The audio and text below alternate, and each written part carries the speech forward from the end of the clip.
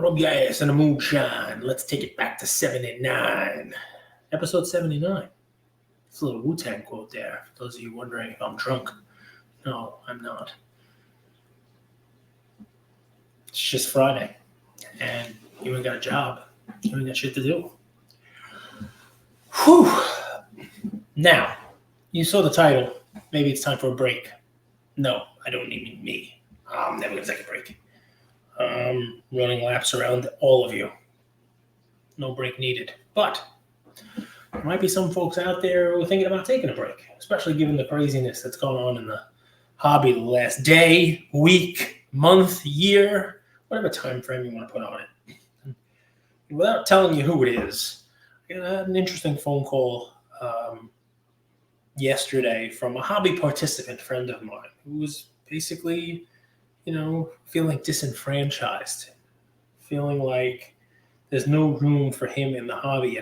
And the saddest part about this, after I hung the phone up and thought about it, is there aren't many people like this guy in the hobby. Hobby being the important part, because this is somebody who truly collects, somebody who, educates themselves on players, on the sport they collect, and, collects cards, goes after cards, collects Grails. It's not looking for a quick, an easy, flip. And yet this individual is feeling like the hobby is not a place for him anymore after many, many years of being in this and having fun with it. And, I ask my probing questions. Why? You're not having fun anymore? No, I'm not having fun. I'm not having fun at all. There's nothing fun about it. I'm to quote a song, you ruin the hobby I love with your bullshit. I guess I owe like a royalty now for singing that. If I do, guys, reach out. I'll give you a couple bucks. It's interesting to see kind of what goes on. And, it's a combination of shill bidding, which I guess we could talk to. It's a combination of just, where the industry, use a different word for it, is heading, where the business is headed. And, just feeling like there's no appreciation for people who just want to buy cards that they want to own, that they want to hang on to, for folks who want to try to, look for that grail, look for that collector piece. And they see, the hobby is more of craziness. Part of what I tried to say to this person was, the hobby is not what you see on social media. We've talked about that a bunch of times on episodes, but the first thing I would say to anybody who is feeling like the hobby is moving in a direction that they are no longer, a fan of, would be to shut down Twitter and Instagram and Facebook and social for a minute and go to a show, go to an LCS, and only do live in-person type of hobby stuff for the next week or 2 weeks. Almost like hitting a reset button, right? Because the world of in-person hobby dealing, trades, dollar boxes, watching deals get done, watching people go in and retail buyers go and buy a card for themselves. It has it has this way of kind of resetting your brain from what you're seeing on Instagram. Because if you go on Hobby IG, I've talked about it, right? It's the flip game, it's the breaking game, it's the bang, and because of a couple years of declining prices from the boom time highs that we had, what you're seeing, of course, is a lot of content that is looking to tear down the hobby. Now, the hobby doesn't do a good job of propping itself up. It's pretty easy to tear down when there are actors in it that give fodder, fuel to the fire for content that's easy to make, right? I could come on here and spend 20 minutes talking about shill bidding. I'm not going to do it. You guys want to look up shill bidding and why it's bad? Go right ahead. I'll tell you it's bad. And there's going to be enough people making content, enough people, putting stuff out there about how shill bidding is bad, okay? There's going to be enough people out there putting content about how there's 6 or 8 of the same one-of-ones being put out by Tops. and that nobody cares and nobody's doing anything about it and quality control is terrible. Very rarely do you see content that's like, hey, I want to prop up the hobby. I want to talk about this great stuff. And when you do, it just doesn't get the eyeballs. To pat myself on the back here, I just saw a post before I started recording here from somebody who won a giveaway from me on one of my Friday drip shows. I had the same, a couple dozen people in there every week. They knew that if they came on, their likelihood to win a freebie from me, to get an auction, to get a free auto or something like that would be cool. But, this individual, I'll direct you to that post just so you can take a look at it. I think one off of me, one of the giveaways I did a Zion case. It was either a Mint Collective or Beckett, Zion, one of the small Zion cases, and got that for free and bought a card for 20% of eBay comps, just because if you don't have a lot of people on drip, you're going to sell your stuff cheap. But guys, go check out Papa Jim Journey on IG. 3 words, all combined into one long word, Papa Jim Journey. And you'll see a post where he talks about an emotional mail day, right? And there's not enough of this stuff. I wish people would share this stuff more, tag me in it. I did this once where it's, hey, if you're a collector, please tag me and I'll post your stuff, just because there should be more of that out there, kind of balance it out. But I love this. It's an emotional mail day. This is somebody, Jim, who's on a hobby budget, he says in his post, and buys and sells so that he can, build up his PC. About a month ago, I won a few items on Cage Alert's Drip Shop live stream, not really needing them. I sold one on eBay. I must have sold it cheap enough for him to go and flip it on eBay. And the other in a private sale. I've had my eyes on a vintage Phillies jersey from the mid-'50s to frame up with my dad's photo. Then this pops up. So I bid on it and won it and used those funds to pay for it. It's a vintage Salt Lake Bees pennant from the team my dad played for in 1954. I had a save search on my eBay for over 2 years. I keep searching for a larger one, but this one works. Was it expensive? No. But does it matter? Not really. Why? Because you should hobby how you like, enjoy it, and keep it within your budget. I appreciate the help, Cage. That's cool shit. Now, of course, again, pat myself on the back. And it's cool. This guy's dad played for a ball team that has a pennant that he can go on eBay and buy. I know a little something about that myself. But that's a cool hobby story that I guarantee you nobody's talking about. Nobody's putting stories up and nobody's posting that. Nobody's, reposting it, because it's not going to catch headlines. It's not going to make anybody, famous, and it's not going to give anybody more influence. But it's the exact kind of stuff that should be talked about. Why? Because you got everything in there, right? And he ends it with hobby your way. So think about what we're talking about there. There's no right, wrong, bad, or good here, okay? You want to say, oh, he's a collector. Okay, he's a collector. Look, he's collecting cards. He's building a PC. He bought this pennant on eBay, and he's going to hold on to it for a long time. It's something he's been searching for. You have that thing that tugs on the heartstrings of collectors, that Grail search, that item that you've had a save search for years, and you finally get it. But let's flip the script for a second. What did he use to buy this Grail? What did he use to fund his collection, his PC? Money that he got from buying something cheap and selling it for more money. So maybe he's not a collector. Maybe Papa Jim Journey is a flipper. He's a bad guy. No, there's nothing wrong with either way of doing it. That's why we say hobby how you like. And I think that's the right way of doing stuff, right? If you're able to also, use a fun Gary Vee where you're arbitrage, right? If you're able to do that, right? You're able to buy something low, sell it high, and use the profit, use the money to put it towards something that you really want, that you're going to keep. I think everyone should do that.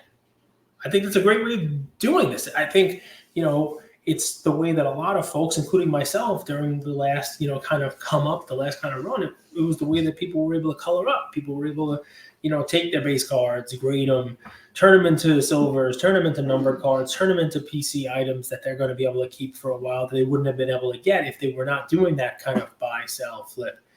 And I love this story because I hear a lot of people telling me the flip game is dead. right? And the stuff that was fun, they can't do anymore. Repackers are killing it.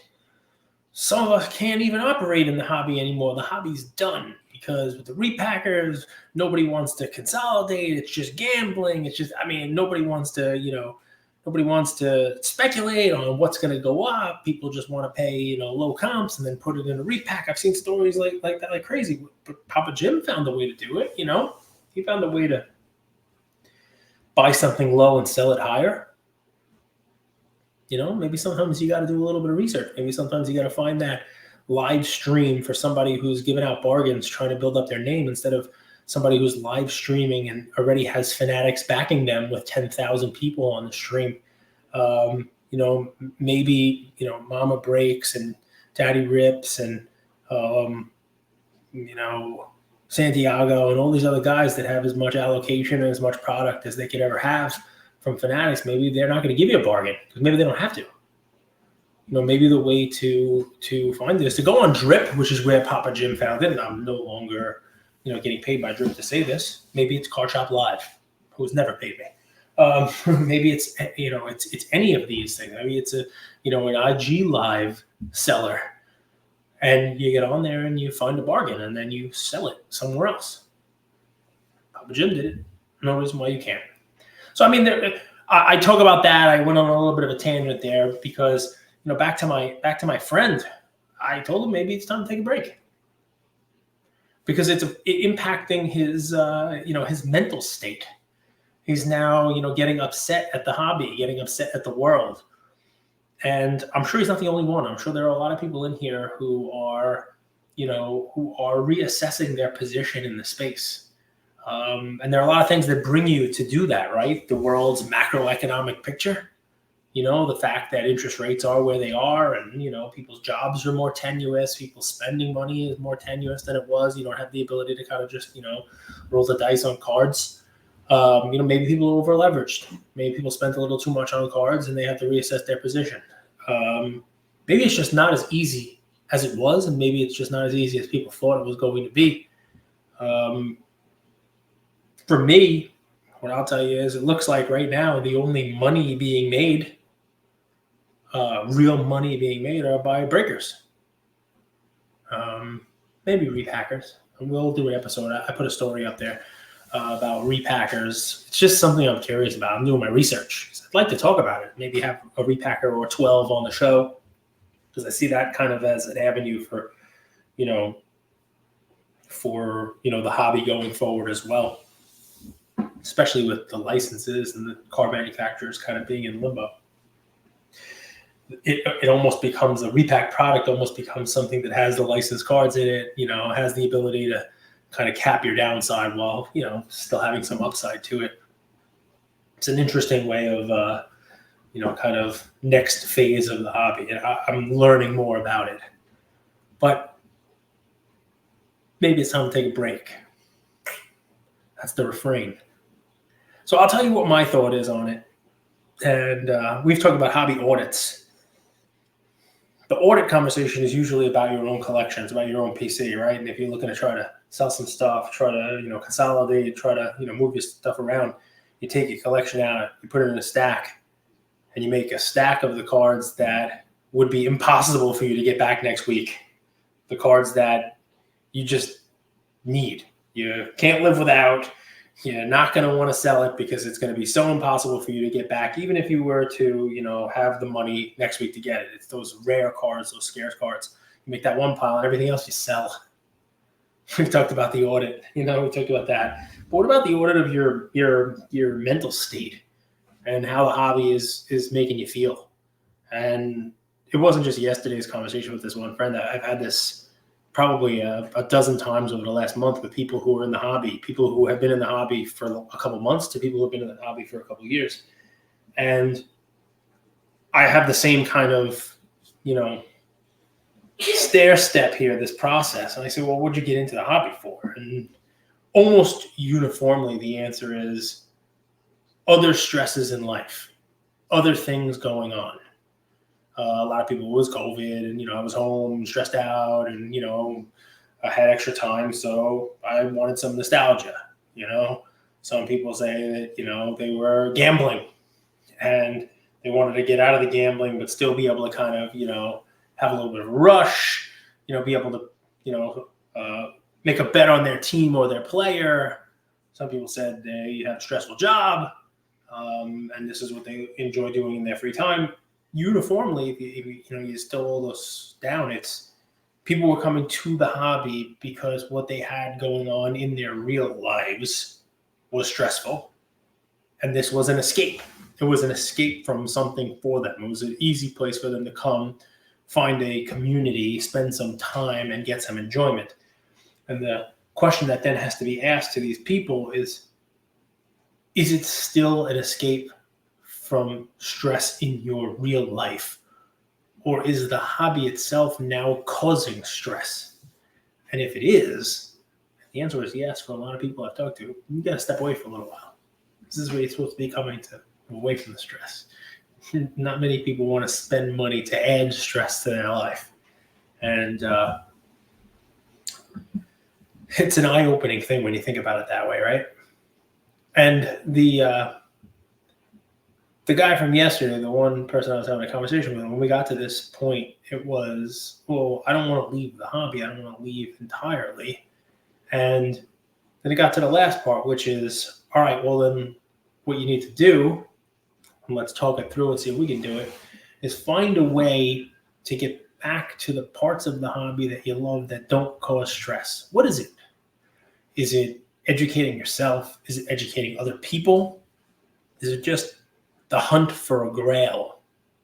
Is it, buying cards that are undervalued and then, having the ability to sell them at a later date when the player gets better or people realize the value of it? Find that thing that's yours and then stop doing everything else. That's kind of what we settled on, right? Mixed in with a little bit of forget what everyone else is doing. We've talked about this also, kind of the run your own race line. There are people out there who are going to do this in a way that you wouldn't. There are people out there who are going to behave in a way that you wouldn't. Let them do their thing. The hobby has a fun way of weeding out a lot of those people. They'll lose money. They won't want to spend the time here. And if they're really nefarious, they end up getting caught. The hobby does catch everybody eventually. It's kind of the way that it works. But I think if you're able to get back to what it is that's fun for you, what it is that you enjoy doing, a lot of the other stuff kind of fades away. Let me give you, I don't like, telling people what to do. I'll tell you what I do, because that's more fun. Panini Digital. I got back into it. I got to give Singapore Texan, a listener, a long-time listener of the podcast, saw him at the National. It's the guy whose son opened up a pack of Football Prism at the National and pulled the Jordan Love black 1-of-1 auto. Pretty crazy pack for a kid to pull. Great story. I featured it in one of my weekly news segments, which I think the last one I did was 25, which means now I'm finishing 6 months of doing that weekly show. It's pretty crazy.